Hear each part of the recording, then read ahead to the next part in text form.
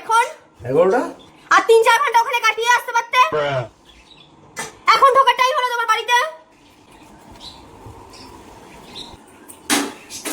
কি করছো?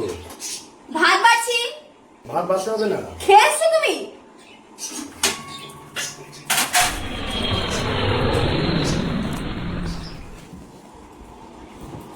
আমি খাইনি। ये भी मेरी गलती है। আর খাবো না। কাল বাবার ক্ষমতা নেই আমাকে খাওয়ানোর। আবার হাইও তুলছো। এখন তোমার ঘুমও পেয়ে গেল।